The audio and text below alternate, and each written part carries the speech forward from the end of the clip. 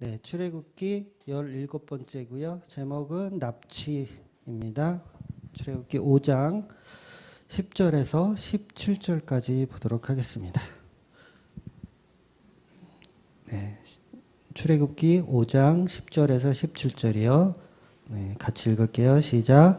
백성의 감독들과 기록원들이 나가서 백성에게 말하여 이르되 바로가 이렇게 말하기를 내가 너희에게 짚을 주지 아니하리니 너희는 짚을 찾는 곳으로 가서 주우라. 그러나 너희 일을 조금도 감하지 아니하리라 하셨느니라. 백성이 애굽 온 땅에 흩어져 곡초 그루터기를 거두어다가 짚을 대신하니 감독들이 그들을 독촉하여 이르되 너희는 짚이 있을 때와 같이 그날의 일을 그날에 마치라 하며 바로의 감독들이 자기들이 세운 바 이스라엘 자손의 기록원들을 때리려 이르되 너희가 어찌하여 어제와 오늘에 만드는 벽돌의 수요를 전과 같이 채우지 아니하였느냐 하니라. 이스라엘 자손의 기록원들이 가서 바로에게 호소하여 이르되 왕은 어찌하여 당신의 종들에게 이같이 하시나이까. 당신의 종들에게 짚을 주지 아니하고 그들이 우리에게 벽돌을 만들라 하나이다. 당신의 종들이 매를 맞사오니 이는 당신의 백성이 죄니이다. 바로가 이르되 너희가 게으르다 게으르다. 그러므로 너희가 이르기를 우리가 가서 여호와께 제사를 드리자 하는도다. 우리는 살아가면서 수많은 그 우상들을 접하고 살고 있습니다. 네. 교회 밖에도 우상이 있고요. 또 교회 안에도 많은 우상들이 존재합니다. 그러니까 확연히 드러나는 그런 뭐 돌로 깎아놓은 우상이라든가 아니면 자연 만물의 우상들만 섬기는 것이 우상이 아니라 우리의 삶에 가치를 두고 있는 것은 다 우상이 될 수가 있어요. 우리가 가치를 두는 거. 그러니까 알고 있던 모르고 있던 하나님보다 더한 세상의 모든 가치는 전부 우상이 될 수가 있습니다. 그러니 그런 가치들은 그냥 아무것도 아님을 알고 살아가는 게 성도의 모습이죠. 그러니까 가치가 될 만한 것을 가치로 여기지 않는 게 그게 성도의 모습인 거죠. 어떤 분에게는 돈이 우상이 되고 또 어떤 분에게는 명예나 권력 따위가 우상이 될 수가 있습니다. 또 직업이나 명문 학교 같은 것도 심지어는 사랑하는 가족까지도 우상이 될 수가 있습니다. 마태복음 10장 30절을 한번 볼게요. 요한일서 2장 15절 16절도 같이 보도록 하겠습니다. 37절 아버지나 어머니를 나보다 더 사랑하는 자는 내게 합당하지 아니하고 아들이나 딸을 나보다 더 사랑하는 자도 내게 합당하지 아니하며 그 다음에 요한일서 이 세상이나 세상에 있는 것들을 사랑하지 말라. 누구든지 세상을 사랑하면 아버지의 사랑이 그 안에 있지 아니하니 이는 세상에 있는 모든 것이 육신의 정욕과 안목의 정욕과 이생의 자랑이니 다 아버지께로 온 것이 아니요 세상으로부터 온 것이라. 그러니까 우리가 사랑하는 어떤 가족이라든가 모든 것은 사실은 우리가 사랑하는 게 아니라 이용해 먹고 있다라는 거죠. 그러니까 내가 자식을 낳아서 이 자식이 정말 서울대를 간다든가 아니면 연고대를 가면 그게 뭐가 되는 거예요? 나의 자랑이 되고 나의 이익이 되는 거예요, 결코. 그러니까 그런 식으로 자녀를 사랑하는 건 우상이라는 거죠.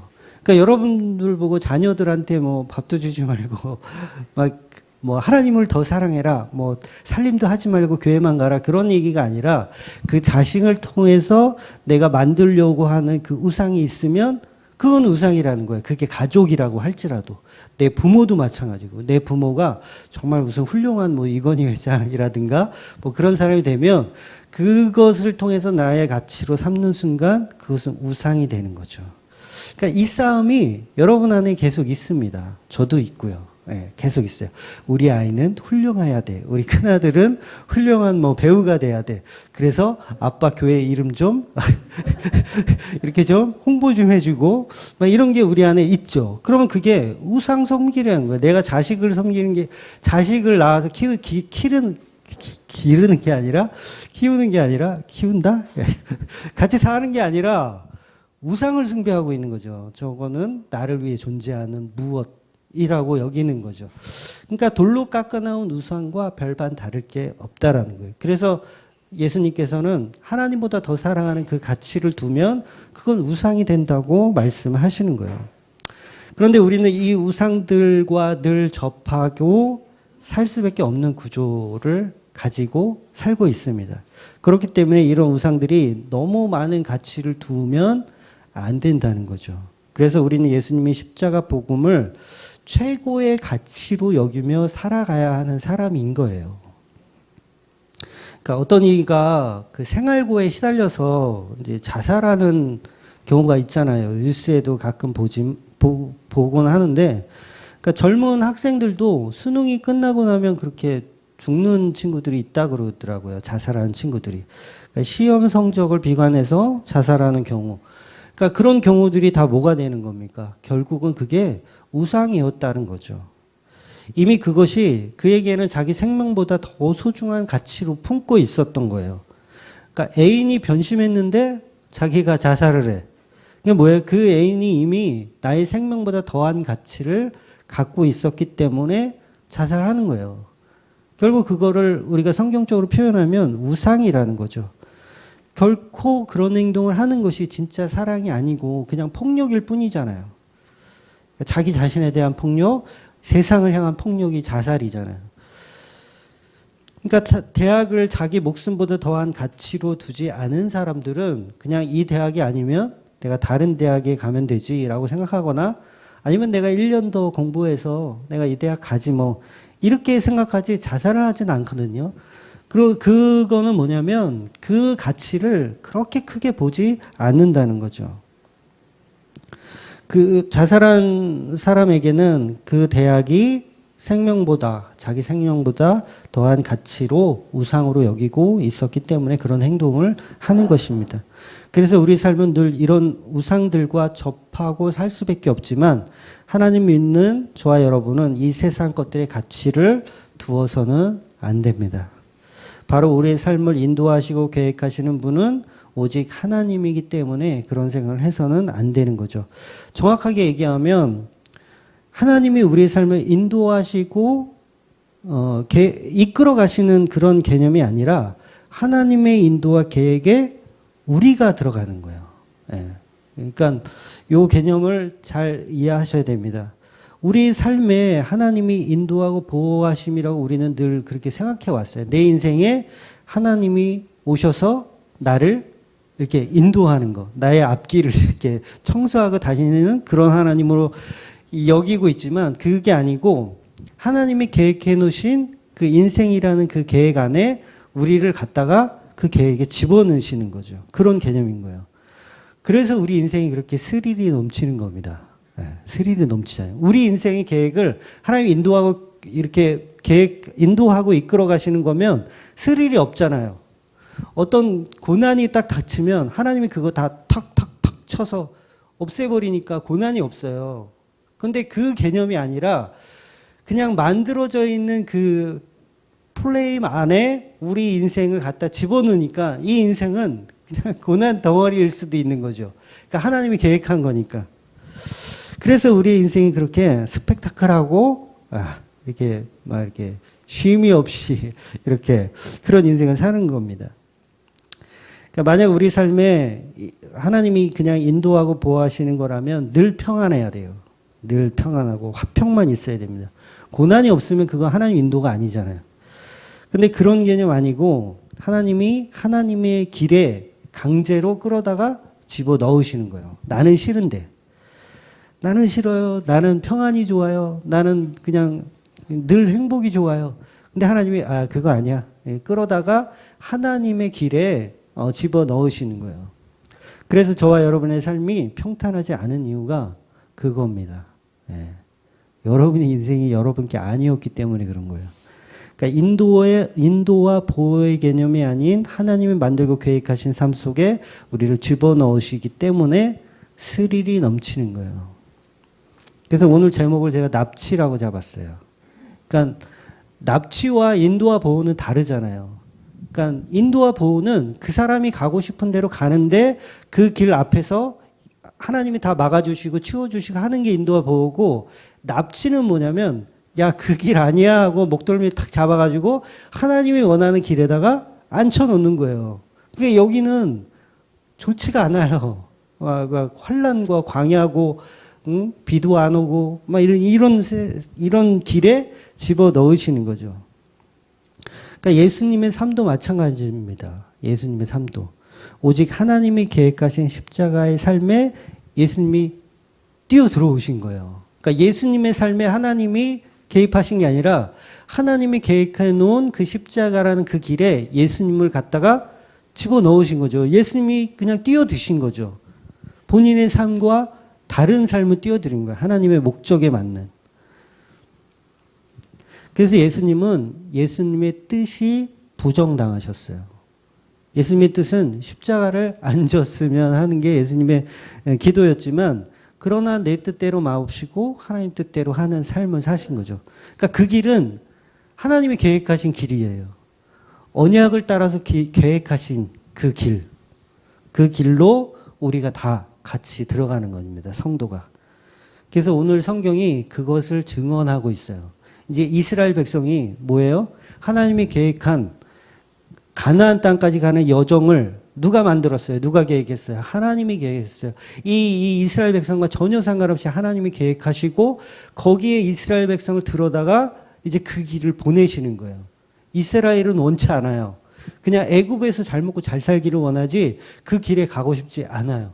근데 성도는 납치해서 들어다가 하나님의 길로 집어넣는 게 성도라는 거예요. 그러니까 이제 광야인 거예요. 여러분과 저의 삶이 광야였었고 앞으로도 광야였던 거예요. 그래서 절대 하나님의 인도와 보호의 개념은 그런 개념이 아닙니다. 우리가 가는 길에 하나님이 나타나셔서 우리를 인도하고 보호하는 그런 개념 아니고 하나님의 길에 따라 우리를 강제로 집어넣으시는 겁니다. 그래서 우리를 구원해 주시는 분으로만 우리가 알고 있으면 안 된다는 거예요. 오전에도 말씀드렸지만 그게 아니고 하나님의 길로 우리는 가야 하는 사람이죠. 그러니까 하나님의 방식은 인도와 보호를 통해서 가나안에 넣는 것이 아니고 실제로 이미 하나님이 준비해 놓으신 광야의 길, 가나안 정복 그 플랜 안에 그 완성된 코스 안에 우리를 강제로 집어넣으시는 겁니다.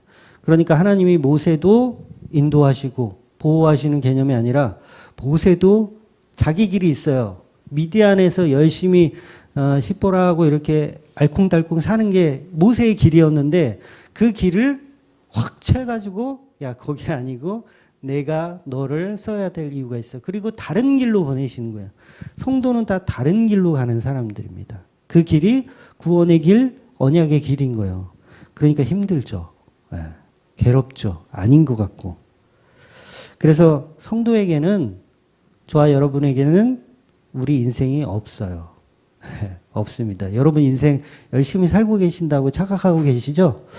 여러분 인생이 없어요. 하나님의 계획대로만 사시는 분들이세요. 그게 진짜 성도입니다. 그래서 하나님의 길, 하나님이 원하는 길로 가는 자들. 그러니까 이게 낙이에요, 낙이. 모세가 타고 왔던 그 낙이고 예수님이 타고 가셨던 낙이에요. 여러분이 가고 싶은 대로 가는 게 아니라 예수님이 가자는 대로만 가는 낙이에요, 낙이. 예. 그러니까 얼마나 스펙타클합니까? 예. 그 낙이에게는 당연히 비전, 꿈, 계획 없어요. 예. 뭐가 있어요? 없지. 모세에게 무슨 비전과 계획과 꿈이 있어요? 없어요. 그 사람의 계획과 꿈과 비전은 그냥 미디안에서 잘 먹고 잘 사는 거예요. 이스라엘 백성들의 비전과 꿈은 애굽에서 고통받지 않고 잘 먹고 잘 사는 거지 가나안 땅에 가는 게 그 사람들 꿈이 아니라는 거죠. 그러니까 예수님이 가자는 대로만 가는 하나님이 가자고 하는 대로만 가는 그러니까 이리저리 끌려다니는 그런 사람들이 바로 성도라는 거죠.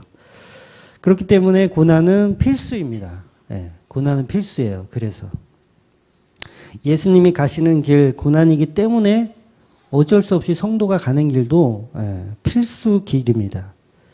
내 인생은 내 것이 아니라서 그래요. 여러분 인생은 여러분 게 아닙니다. 그러니까 우리가 자녀를 양육하는데 물론 자녀들이 원하는 방식으로 살아가지만 하나님이 우리를 성도를 바라볼 때 하나님의 방식이 있으세요. 그러니까 안 맞죠. 안 맞아요. 우리는 인본주의로 가고 싶은데 하나님은 신본주의를 원하세요. 그러니까 안 맞으니까 그 갭들이 우리에겐 고통으로 다가오는 거예요. 그래서 이스라엘 백성들은 사실 불평할 필요도 없습니다.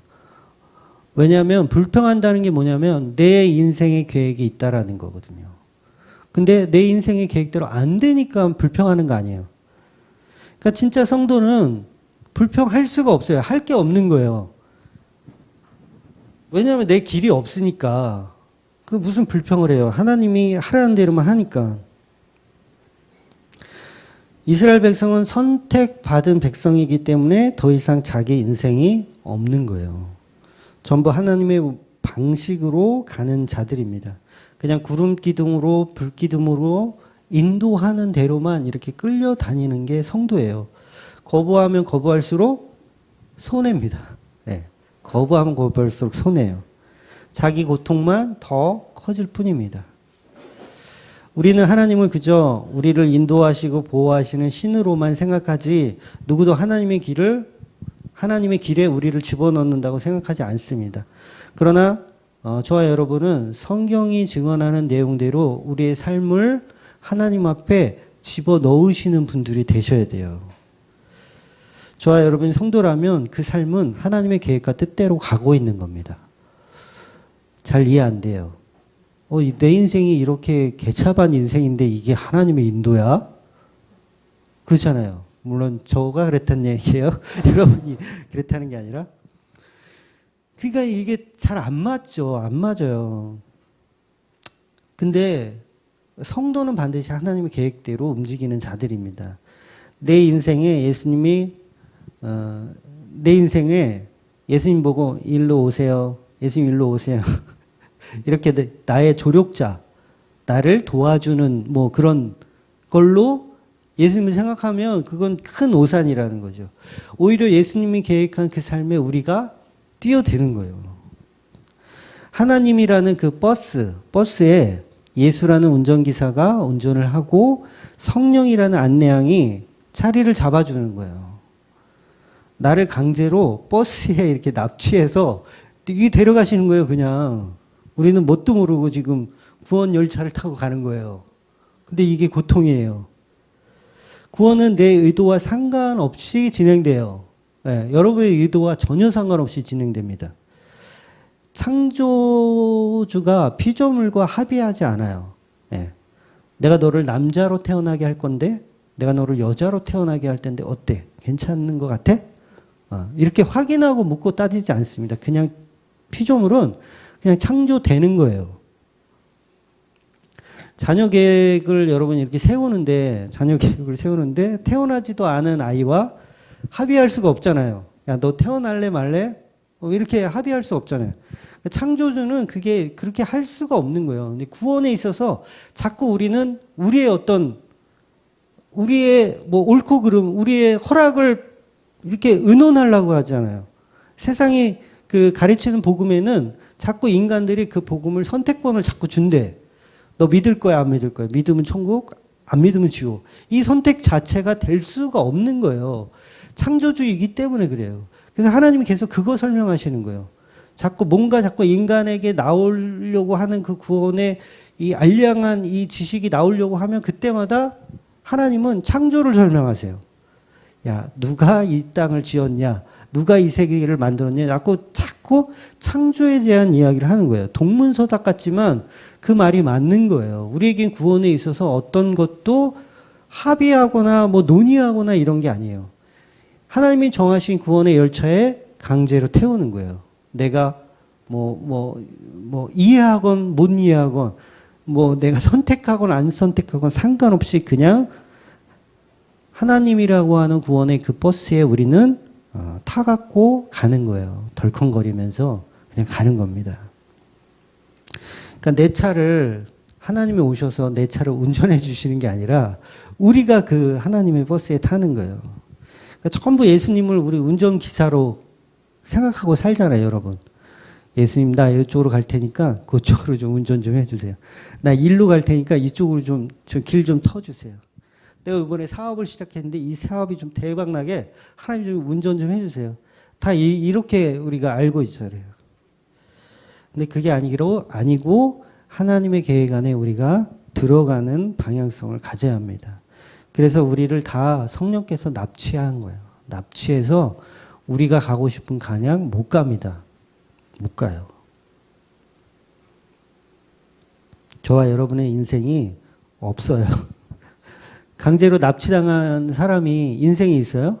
여러분 임신매매한테 납치당해 보셨어요? 납치당하면 끝입니다. 이제 우리 인생은 없어요. 어느 장기를 팔아먹을지 옛날에 그러더라고요. 새우잡이 어선으로 팔아먹는다고. 우리 인생은 이제 끝난 거예요. 납치당하는 순간. 그러니까 때로는 이제 비도 오고 폭풍도 몰아치고 컴컴한 터널도 지나가고 예수님의 계획대로 마구 그냥 달려가는 거예요. 그 터널 속도 막 통과하는 겁니다. 그래서 우리 인생이 그렇게 멀미가 나고 배탈이 나고 화장실도 가고 싶고 고난이 있는 거예요. 예수님 여기 휴게소 좀 들려주세요. 좀 쉬었다 가요. 안 돼. 도망가려고? 안 돼. 휴게소 안 돼. 요강 하나 던져주고 볼일 보라고 하고 그냥 막 달려가시는 거예요. 그래서 디모데후서 4장에 보면 바울이 이런 말을 해요. 나는 선한 싸움을 싸우고 나의 달려갈 길을 마치고 믿음을 지켰으니 의의 면류관이 예비되어 있다고 그렇게 고백을 해요. 바울이. 이 말씀 가지고 또 인본주의로 많은 사람들이 해석을 합니다. 근데 이 고백은 열심히 내가 무엇을 해서 면류관을 받았다는 말이 아니고 제가 지금 말씀드린 대로 휴게소도 못 들리고 화장실도 못 가고 예수 만나가지고 예수에게 납치되어가지고 내 인생이 이렇게 완전히 아무것도 없이 끌려다닌 인생을 살았다라는 표현으로 내가 달려갈 길을 다 마친 후에 예수 그리스도의 면류관을 받았다. 그 표현을 하는 겁니다. 바울이 사랑하는 제자한테 디모데 후서에 쓴 얘기잖아요. 이 달려갈 길을 다 마친 후에. 그러면서 어떤 얘기를 이 제자에게 하냐면 고난을 참고 견뎌라 이런 얘기를 같이 해요.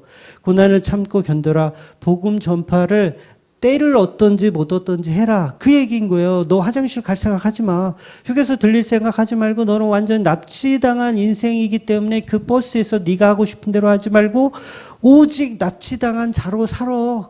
이게 바울의 메시지란 말이에요. 그러면서 너가 달려갈 길을 다 마친 후에 의의 면류관을 쓸 수 있다. 이 말인 거예요. 근데 거기에 무슨 우리의 의의가 있냐고요. 바울은 그런 식으로 설명한 게 아니라고요. 화장실도 못 가는 너의 인생. 그러나 그 인생이 정말 복된 인생이다라는 걸 설명하고 있는 거예요. 이게 상금 많이 준다는 얘기가 아니잖아요. 네. 예수님 내 인생을 납치하셔서 운전대를 완전 뺏어버리신 거예요. 인도하시고 보호하시는 개념 아니고 예수님이 원하는 방향으로 우리는 그냥 끌려가서 납치되는 사람들입니다. 우리는 늘 우리가 우리 인생을 운전한다고 생각하니까 우리 자체적으로 우상을 만들 수밖에 없어요. 그 우상에게 잘됨을 기도할 수밖에 없죠. 왜? 운전대가 내가 잡고 있으니까 하나님한테 계속 나의 잘됨을 빌어요. 비나이다, 비나이다. 응? 비나이다, 비나이다. 복채를 들여서 마음을 달래기도 하고 정성을 쏟기도 합니다. 우리 인생에 예수는 없죠. 네, 없어요. 내가 만든 대리운전자만 있지 예수는 없는 삶을 살았어요. 여러분 수능 시험 보는데 큰 교회들 다 기도 모임 같은 거 하는 거 아시죠? 예, 제가 다니던 교회도 수능 대비 뭐 특별 새벽 기도회 뭐 이런 걸 해요. 그다음에 금요 철야 수능 작전 뭐 어떤 기도 모임. 그러면 수능생을 둔 부모들이 다 모여서 기도 모임을 한단 말이에요. 네, 열심히 해요. 수능 당일 날도 부모들이 교회에 모여가지고 막 기도하는 거 아세요? 막 아침부터 모여가지고 수능 끝날 때까지 막 그걸 무슨 기도라고 하던데 막 기도를 해요. 그러니까 막 주문을 외우는 거죠. 제발 성적이 잘 나오라고 주문을 외우는 거예요. 하나님을 나의 조력자로 만드는 거죠. 하나님 빨리 가서 우리 애 머릿속에 들어가서 지혜와 지식을 충만하게 하여 성적이 좋게 나올 수 있도록 해달라고 막 주문을 외웁니다. 교회에서. 그리고 아이들은 어때요? 아이들은 시험 치면서 이제 답이 생각이 안 나니까 어느 것을 찍을까요? 알아맞혀 봅시다 하면서 찍기신을 막 불러요. 네.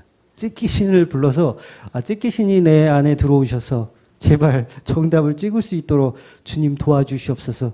그러면서 막 볼펜을 굴리죠. 떼굴떼굴 굴려서 1, 2, 3, 4, 5번 안 해보셨구나. 1, 2, 3, 4, 5번 떼굴떼굴 굴려서 찍기신이 나에게 준 번호는 3번이다. 요거는 3번을 찍자. 정답을 골라주는 신으로 하나님을 만들어버리는 거야. 이게 여러분 제가 우스갯소리로 했지만 지금 한국교회가 다 이 짓을 하고 있다라는 거예요. 그러니까 점수가 잘 안 나와요. 그러면 부모들은 어떻게 생각하냐면 내가 100일 기도를 완성을 했는데 내가 뭐가 부족했지? 내가 어떤 정성이 부족했지? 내가 헌금을 조금 덜 내서 그런가? 내가 기도가 좀 부족해서 그런가? 이게 바로 인간이 신을 섬기는 방식이라는 거예요. 내 인생의 조력자로 제 기능을 발휘하게끔 하나님은 계속 만드는 거죠. 바로 이것을 우상숭배라고 하는 거예요. 과연 저와 여러분도 이와 똑같은 방식으로 예수를 믿는다면 우린 이미 교회라는 공간을 만들어 놓고 우상을 섬기고 있는 겁니다. 모세의 복음이 이스라엘에게 들어왔는데 그들은 하나님을 아직은 그냥 우상 정도로 생각하고 있어요. 아직은. 그러니까 불평을 쏟아낼 수밖에 없죠. 왜냐하면 찍기신이 제 기능을 발휘하지 못하고 있어요. 진짜 복음이 뭔지 아직 이스라엘 백성은 모르고 있는 겁니다. 그러니까 하나님 만드신 그 길을 갈 생각이 없는 거죠. 납치당하기 싫은 거예요. 납치당할 생각도 없고 납치당한 자체도 너무 싫은 거예요. 내가 원하는 방식으로 내가 원하는 방법으로 구원을 받고 싶은데 하나님의 계획한 길은 버스는 내가 생각한 버스가 아니야. 나는 크루즈 같은 이렇게 막 수영장도 있는 그런 멋진 크루즈 배를 원했는데 이건 무슨 달구지 같아. 네. 운전도 얼마나 험악하게 하는지 도대체 멀미가 나서 있을 수가 없어요. 그게 성도의 삶이라는 거예요. 하나님의 인도와 보호인데 하나님 왜 도대체 나한테 생활비도 안 주십니까? 이런 거. 무슨 아버지가 이렇게 능력이 없으십니까? 왜 이렇게 장사는 안 되는 겁니까? 왜 이렇게 취직이 안 되죠? 왜 이렇게 시험만 보면 이렇게 떨어지고 제 성적이 안 나옵니까? 내가 그렇게 기도하고 찍었는데 왜 정답이 안 맞냐고요? 미자립 교회 목사님들이 강단에서 꿇어 앉아서 돈 달라고 기도하시는 분들이 되게 많아요. 여러분 잘 목사님들하고 안 친해서 모르죠? 농담 아니고 미자립 교회 목사님들이 다 강대상에 무릎 꿇고 앉아서 하나님께 돈 달라고 기도합니다. 네, 거짓말 아니고 실제로 그래요. 기도라는 노동을 통해서 하나님의 돈을 얻어내겠다라는 거예요. 물론 포장을 하죠. 하나님 앞에 무릎으로 꿇고 기도해서 하나님의 사역에 일을 전신을 다 바치면 하나님이 계획하신 대로 까마귀를 보내서 먹을 것을 채워주시고 돈을 주신다. 말은 그럴싸하지만 전부 뭐예요? 하나님을 내 조력자로 만드는 거예요. 나한테 내 교회를 할 수 있게 돈이나 대주는 분으로 만들어서 열심히 노동해요. 기도라는 노동을 하는 거예요. 여전히 교회에서 예수님을 사장님으로 모시고 있는 바지 사장인 거죠. 하나님 교회 운영이 어렵습니다. 돈 좀 주세요. 8시간씩 이 강대상에서 꿇어 기도합니다. 내 생활비 책임져 달라고 기도하는 목사들이 많아요. 제가 미자립 교회 목사들 이렇게 흉보는 게 아니라 뭐 큰 교회 목사들 뭐 다르지 않습니다. 똑같아요. 돈 들어갈 때가 있잖아요. 크면 클수록 또 돈 들어갈 때가 또 있잖아요. 요번에 성전 건축하는데 하나님 30억이 모자르네요. 또 기도하는 거예요. 그래서 하나님 돈 주세요. 이런 거. 성전 짓게 돈 좀 채워주세요. 이렇게 기도합니다. 똑같아요. 똑같아. 하나님 믿는 거 아니고 역시 하나님을 나의 조력자로 만들고 있는 거예요. 내 생활비를 채워달라는 기도. 이게 지금 목사들의 현실입니다. 그러니까 오늘 본문에 보면 집도 주지 않고 벽돌을 만들게 했다고 불평하기 시작하는 것과 똑같은 거예요.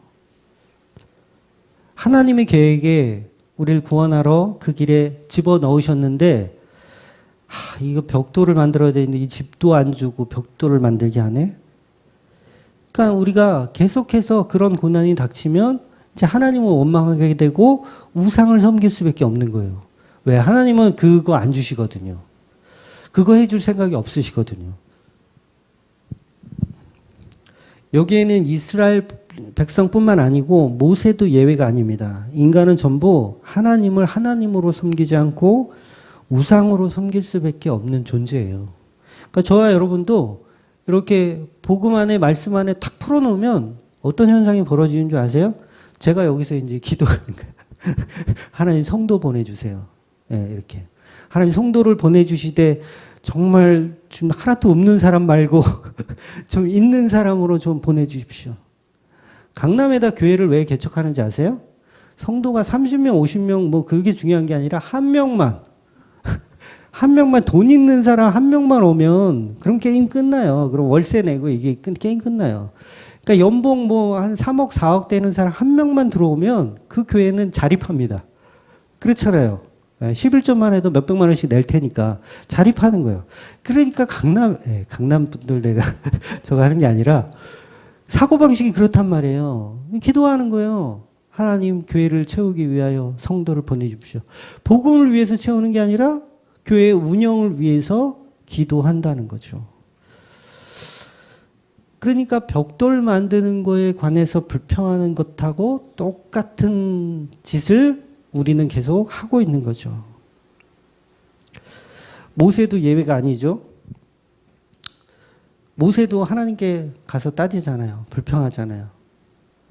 이러라고 나를 미디안에서 부르셨나요? 이러면서. 그래서 우리는 하나님을 하나님답게 섬길 수 있는 존재가 못 돼요. 그래서 반드시 성령께서 강제로 태워서 못 내리게 하셔야 돼요. 화장실 가고 싶어도 못 가게 해야 되고 휴게소 가고 싶어도 못 가게 해야 돼요. 그래서 계속 우리는 그 고통을 겪어내야 되는 거예요. 그래야 우리는 성령님께서 개입하셔야 바른 복음을 알게 됩니다. 세상은 그런 우리를 향해서 계속 게으르다 말할 거예요. 왜냐하면 게으르죠. 하나님의 인도와 계획 안에 살기 때문에 게으르게 보일 수밖에 없어요. 근데 게으르다는 그 뜻이 뭐예요? 결국은 인간의 피땀 눈물을 말하는 거예요. 인간의 피땀 눈물. 너희들은 왜 피땀 눈물이 없냐? 수고가 없냐? 노력이 없냐? 그거예요. 그걸 보고 파라오가 게으르다 얘기한 거예요. 실제로 게을러서가 아니에요. 거짓말하는 거예요. 거짓말. 게으르다 얘기하는 거예요. 그러니까 복음을 가지고 그렇게 만드는 거죠. 마치 게으른 사람들이 교회나 가는 것처럼 그렇게 만드는 거죠. 근데 우리는 세상 사람들이 그 게으르다는 소리를 들으면 우린 또 기분이 나빠요. 그쵸? 저도 기분 나쁘더라고요. 기분이 나빠요. 말로는 하나님이 다 하셨다라고 얘기해요. 제가 제 입으로 얘기하잖아요. 하나님 다 하셨다. 교회도 하나님 다 하셨다. 그런데 게으르다는 소리는 기분 나빠. 왜? 그 말이 맞는 말인데 아무것도 한 거 없어요. 하나님이 다 하셨어요. 설교는 그따위로 해놓고서 게으르다는 소리가 기분 나쁜 거야. 그렇잖아요. 근데 우리는 게으르다는 소리를 듣는 게 맞습니다. 그렇게 끌려가는 자들이기 때문에 그래요. 교회는 하나님이 다 하신 거다. 당신이 뭘 했어? 라고 말하면 목사나 교인들은 듣기 싫잖아요. 듣기 싫어하더라고요. 다.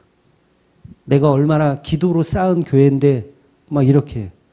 그 교회 이렇게 매매하는 거 또는 이렇게 임대차 이렇게 나오는 거 보면 목사들의 멘트가 다 그거예요. 기도로 쌓아놓은 교회다. 이거 그냥 뭐 권리금도 없이 거저주는 거다. 막 이런 식으로 써놨더라고요. 그게 뭐예요? 다 내가 기도로 일군 교회다라는 거에서 안 빠져나오는 거예요, 여전히. 어떤 장로가 수천만 원을 들여서, 수천만 원? 수억을 들여서 교회를 건축했어요. 네, 장로가 돈을 내서. 근데 담임 목사가 앞에 설교하는데, 여러분, 이 교회는 하나님이 다 하셨습니다. 그럼 그 장로가 어떻겠어요? 지랄하고 있네. 내가 내 돈으로 한 건데 무슨, 그런 얘기 하겠어요, 안 하겠어요? 당연히 한단 말이에요. 그러니까 우리는 거기에서 자유하지 못한 거죠. 여전히 우리는 우리가 잘난 맛에 교회가 운영되고 했다라고 착각하는 거예요. 그러니까 직분을 내려놓으라고 하고 뭘 하지 말라고 하면 그렇게 싫은 거예요, 우리는. 뭐 대표기도 하지 마세요. 그러면 싫고, 뭐 설교하지 마세요. 그러면 싫고, 찬양인도 하지 마세요. 그러면 싫어. 자존심 상하는 거죠. 모든 것을 하나님이 하신 건데 나는 그냥 도구에 불과한 건데 여전히 우리는 우리 것을 챙기기를 원한다는 거예요. 그럼 아직도 교회의 머리는 예수님 아니라고 주장하는 것과 똑같은 거죠. 나는 아직 버스 안 탄 거예요. 여전히 내 차, 내 좋은 차, 페라리를 끌고 나는 열심히 달리고 있는 거죠. 예수님이 교회의 머리라는 것은 안 믿고 있는 겁니다. 결국은 내가 만든 교회, 내가 만든 하나님, 내가 만든 우상을 섬기고 있는 거죠. 파라오가 게으르다는 말은 이스라엘 백성들이 일도 안 하고 게을러서 하는 소리가 아니라 하나님을 의지하는 자들을 빚고 와서 하는 얘기예요. 저것들이 하나님을 의지하려고 그러네? 라고 빚고 와서 게으르다 하는 거예요. 그래서 여러분 그 성도는 세상으로부터 게으르다는 소리를 듣는 것이 당연한 겁니다. 그래서 우리는 한 거 아무것도 없어. 하나님을 믿는다는 건 하나님의 계획대로 가는 거야. 나의 계획 없어. 우리 교회 비전 없어. 그렇게 가는 게 교회가 맞아요. 우리는 다 게으르기 때문에 아무것도 한 게 없어 라고 말하는 게 바른 복음이라는 거예요. 교회 비전을 물어보는 사람들이 있어요. 실제로 교회 비전을 물어봐요. 근데 담임 목사가 교회 비전이 없습니다 이래요. 그럼 얼마나 충격이겠어요. 얼마나 황당한 소리냐고요. 그러니까 교회 알아보러 왔다가 그 얘기 딱 듣고 다시 다른 비전 큰 교회로 가요. 뭐 이거 황당한 사람이 다 있나. 교회를 하겠다는 거냐 말겠다는 거냐. 그냥 예수 그리스도의 십자가 복음만 말하는 것이 그냥 비전입니다. 그러는 거예요. 그러면 대본에 뭐라 그래요? 아, 게으르구나. 이 교회는 게으르구나. 그렇게 얘기하는 거죠. 그러니까 복음이 뭔지 모르는 사람들이 이구동성으로 성도를 향하여 게으르다 얘기하는 거예요. 여러분, 우리는 주님 앞에 게으른 자들이 맞습니다. 네, 그거 부정하자는 게 아니에요. 게으른 자도 맞아요. 게으를 뿐만 아니라 능력도 없어요. 네. 세상이 우리를 주님 앞에 이간질할 때 거기에 결코 속아 넘어가지 마시고 기분 나빠하실 것도 없습니다. 그래 우리는 우리의 피땀 눈물로 아무런 노력도 행복도 없으니 예수 십자가만 의지하여 사는 자들이기 때문에 우리는 게으른 게 맞다라고 스스로를 말하시면 돼요. 그러니까 세상은 우리를 게으르다 이간질 하더라도 분내지 말고 나는 괜찮다라고 가야 하는 게 성도인 거죠. 여러분, 그러나 예수를 바로 믿는다는 것은 누구보다 그 방향성을 간직할 필요가 있어요. 왜? 우리는 그냥 이끌려가는 사람들이기 때문에 게으른 게 맞아요. 도대체가 말을 안 들어요. 게으른 거 맞잖아요.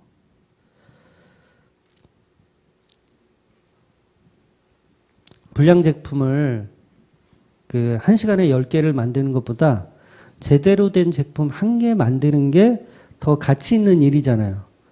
바로 성도는 그런 사람들이에요. 남들이 볼 때 게을러요. 야, 저거 1시간 동안 1개밖에 못 만드네. 게을러요. 근데 옆 사람은, 복음 모르는 사람은 10개를 만들었는데 다 불량이야. 그럼 소용이 없는 거잖아요. 근데 우리는 게으르다는 소리를 들어요. 괜찮은 거예요.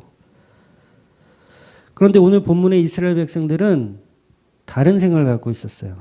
그러니까 이스라엘 백성들은 15절에 보면 자신들이 바로의 종이라고 표현해요. 자기들이 이스라엘 백성들이 파라오한테 당신의 종입니다라고 표현해요. 16절엔 한술 더 떠서 우리는 당신의 백성입니다라고까지 얘기해요. 물론 한 번 돌려서 이렇게 말한 거일 수도 있지만 결국 이스라엘 백성들은 여전히 파라오에 대한 충성심을 계속 표현하고 있어요. 그러니까 우리가 우상에게 뭔가 요구해서 들어주지 않으면 포기하고 하나님을 찾는 것이 아니라 우리의 정성이 부족한가? 요거 보는 거죠. 파라오님, 우리가 무슨 정성이 부족한가요? 이러고 가는 거예요. 계속해서 우리의 게으름을 증명해 내려고 그러죠. 우린 부지런합니다. 그러면서 파라오에게 계속 어필을 하는 거죠. 파라오가 요구를 들어주지 않으면 몰라도 이렇게 해가지고 그 마음을 풀어주려고. 그 마음을 풀어주는 게 뭐예요? 부지런해지는 게 파라오의 마음을 풀어주는 거예요. 근데 결국 잘못된 신앙관을 갖고 있는 거죠. 결국 그 게으름을 신앙으로 보완해내는 것이 아니라 스스로를 쳐서 복종하고 더 많은 수양과 고행을 통해서 하려고 하는 게 바로 인간입니다. 나를 쳐서 복종하게 하여 부지런한 사람이 되겠다는 거예요. 그러니까 교회에서 부지런한 사람이 되세요라는 설교를 많이 할까요? 게으른 자가 되세요라는 설교를 많이 할까요? 네. 부지런하게 살아라라는 설교 많이 할 거예요. 불교는 아침 일찍 일어나서 마당을 쓰는 종교예요. 깨끗한데 계속 쓸어. 얼마나 부지런한지 몰라요. 그래야 먹고 살아요. 네. 주인도 그거 보면 야 떡이라도 하나 더 주고 싶어. 그러니까 요걸 하나님으로 빗대어서 그렇게 열심히 살면 하나님도 떡이라도 하나 더 주지. 열심히 살아라고 얘기하는데 기독교는 아니에요. 반대예요. 게을러져라. 심지어는 잠을 자는 자가 복이 있다라고 얘기해요. 여기 시편 한번 볼게요. 시편 127편 2절. 네. 시작. 너희가 일찍이 일어나고 늦게 누우며 수고의 떡을 먹음이 헛되도다. 그러므로 여호와께서 그의 사랑하는 자에게 잠을 주시는도다. 물론 이 말의 의미는 단순히 그냥 게으르게 잠이나 자면 복을 받는다 그런 얘기는 아니에요. 이게 앞뒤 전후사항을 좀 이해하실 필요가 있는데 정확하게는 그런 겁니다. 하나님께 모든 걸 맡겨드린 삶을 살라는 그런 의미예요. 그러니까 예수님께서 폭풍우가 몰아치는 갈릴리 호수 안에서 그 배 안에서 제자들은 폭풍과 사투를 하며 막 싸우는데 예수님은 뭐 했어요? 주무셨어요. 쿨쿨 주무셨어요. 선지자 요나가 이제 배를 타고 가는데 폭풍이 막 몰아쳐요. 막 난리 났어요. 이제 꼭 뒤집힐 것 같아, 곧. 근데 요나가 뭐 하고 있었어요? 배 밑에서 그냥 잠을 자고 있었어요. 베드로가 사도행전 12장에 보면 쇠사슬을 메고 감옥에서 잠을 자요. 쿨쿨 자요. 그래서 주의 사자가 나타나서 옆구리를 그냥 한 대 세게 걷어찹니다. 그리고 깨워요. 여전히 잠을 자고 있었어요, 베드로는. 그러니까 성도는 이렇게 자기 정성으로, 자기 의지로, 자기 비전으로 살아가는 사람들이 아니라는 걸 설명하는 거예요. 그러니까 우리가 아무리 부지런히 노력하고 정성을 쏟아도 그 방향성이 맞지 않기 때문에 차라리 안 하는 게 낫다는 거예요. 안 하는 게. 차라리 잠이나 자는 게 훨씬 복음적이라는 거예요. 그러니까 우리는 뭘 하기만 하면 전부 죄를 지으니까 차라리 안 하는 게 복이 됐다. 그 얘기를 하는 거예요. 하나님이 우리의 피땀 눈물 정성을 좋아하실까? 천만에요. 안 좋아하세요. 우리 하나님은 인간의 어떤 수고와 노력, 그 어떤 정성도 받지 않으십니다. 하나님이 천지를 창조하시고 가장 기뻤던 순간이 언제인지 아세요? 천지를 다 창조하시고 가장 기뻤던 순간, 가장 복되다라고 말했던 순간이 있어요. 그날이 바로 안식일이에요. 7일째. 안식일날 뭐 하는 거예요? 아무것도 안 하는 거예요. 아무것도 안 하는 거. 근데 그날이 가장 복이 있대. 그럼 세상이 보면 뭐예요? 야, 게으르다, 게으르다, 게으르다. 아무것도 안 하고 저러고 있네? 근데 하나님이 그 게으름에 대해 복을 주신단 말이에요. 아무것도 하지 않는 그거에 복을 주셔요. 이게 복음이에요. 근데 부지런히 살라고 얘기하잖아요. 다른 종교에서는 부지런히 살아라, 열심히 너의 업적을 쌓아라 이렇게 하잖아요. 근데 성경은 그걸 얘기하고 있지 않고 가만히 있어, 쉬어, 안식해. 여기에 가장 큰 복이 있어라고 설명하잖아요. 이거는 어떻게 설교할 거예요, 그러면? 인간의 이성으로는 도저히 이해가 안 돼요. 네. 성경이 그렇게 기록하고 있으니까 우리가 지금 제가 이렇게 설교를 하는 거지, 저도 이게 납득이 안 가요. 근데 이게 하나님의 방식이 맞더라고요. 네. 그러니까 세상의 수많은 우상들은 도저히 이해할 수 없는 성경 말씀. 그냥 비밀인 거예요, 비밀. 아무것도 못하는 그날이 가장 복되다고 설명해요, 성경이. 인간의 수고와 노력이 기각되는 날이 가장 복된 날이에요. 놀랍지 않으세요?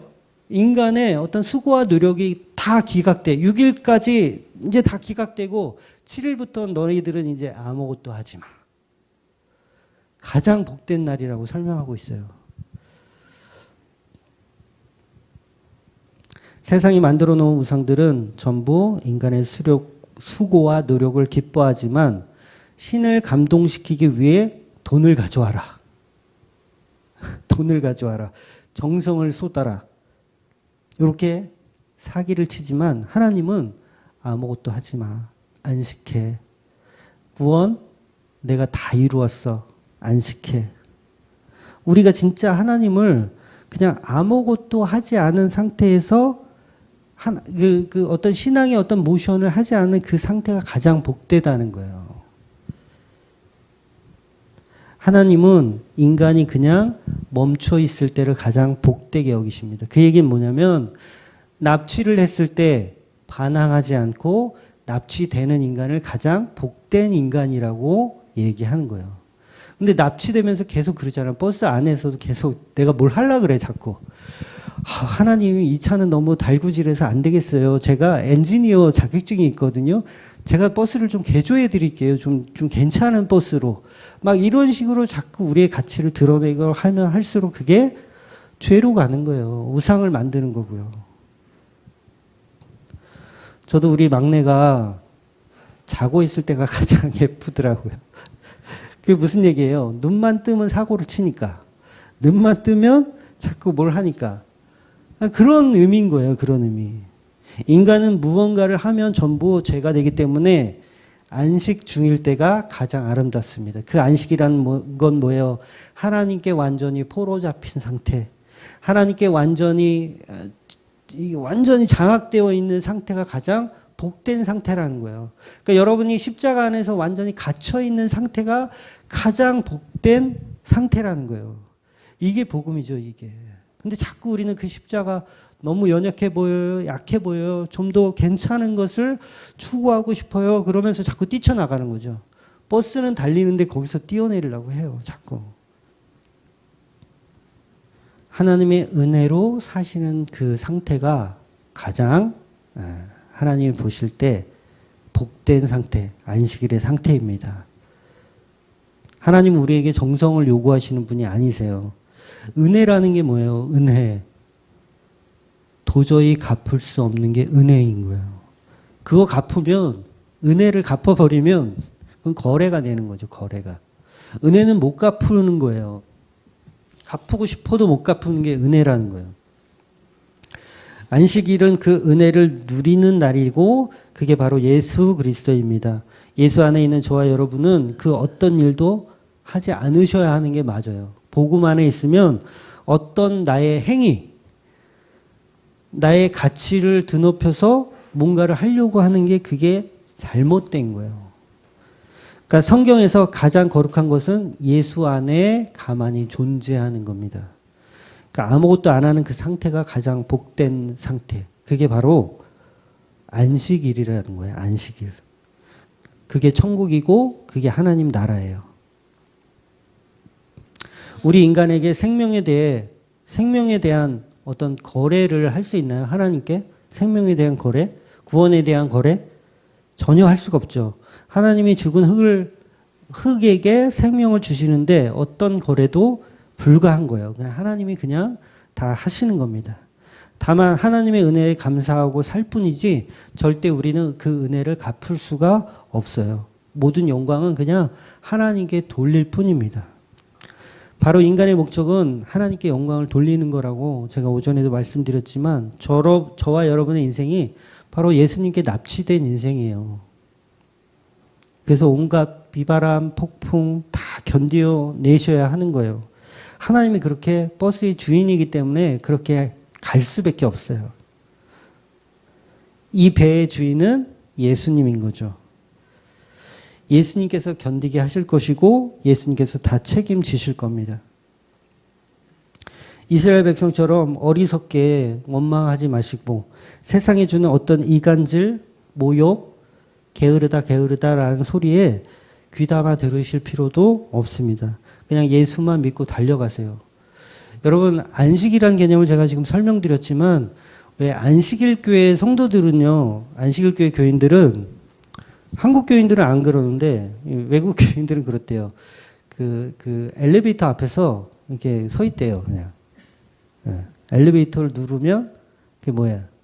그게 지금 안식일을 범하게 되니까 일을 한 거니까 범하게 되니까 이렇게 서 있대요. 누가 와서 눌러줄 때까지 서 있어. 제가 그런 얘기를 하고 있는 게 아니라 십자가 안에 사는 삶이 가장 복되다. 그러면 십자가 안에 삶을 내가 십자가를 만들 수 있어요? 내가 내 행위와 내 노력으로 못하잖아요. 그거 못하는 거예요. 그러니까 안식일을 누리라는 것은 세상의 어떤 가치보다 예수를 더 높게 생각하라는 말이지 이 세상에서 그냥 막 아무것도 하지 말고 뭐 직장도 때려치고 회사도 안 가고 그런 얘기가 아닙니다. 예, 또 그렇게 또 오해하지 마세요.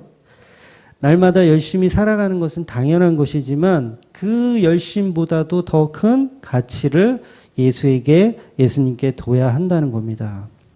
속된 말로 청와대에서 여러분에게 연락이 왔어요. 막 금으로 된 이 티켓이 보내왔어. 당신에게 이번에 청와대에서 대통령상을 전국에서 딱 한 명 주는데 당신에게 주기로 했다.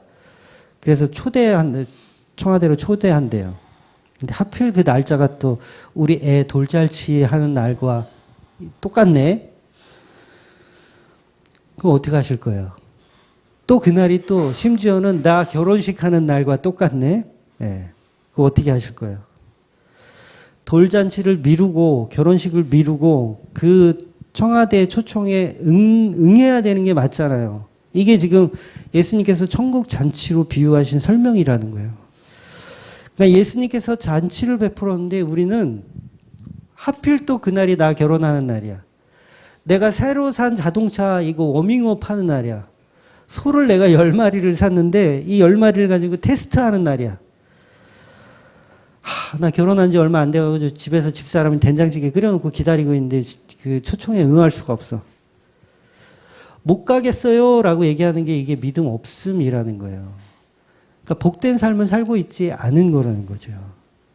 여전히 우리는 복음이 뭔지 몰라요. 예수가 납치하려고 데려가려고 하면 그냥 가만히 있는 게 복된 삶인데 계속 말하잖아요. 저는 장가 가야 하고 소도 사야 하고 어디 가서 뭐도 해야 되고 밭에 나가서 일해야 되고 납치하는데 자꾸 그러는 거예요. 성도 아닌 거죠. 네, 성도 아닌 거예요. 그러니까 여러분이 하나님의 구원을 여러분이 거부할 수 있다라는 표현이 아닙니다. 성도가 아니란 얘기예요. 그런 사람은. 성도는 내가 게으르게 보일 수도 있지만 하나님의 나라를 사는 사람들인 거예요. 그래서 이 세상을 목표로 살지 않고 하나님 나라를 목표로 그 하나님 나라를 사는 그 십자가의 복음을 최우선으로 여기는 저와 여러분 되시기를 주의 이름으로 축원드립니다. 아멘. 기도하겠습니다.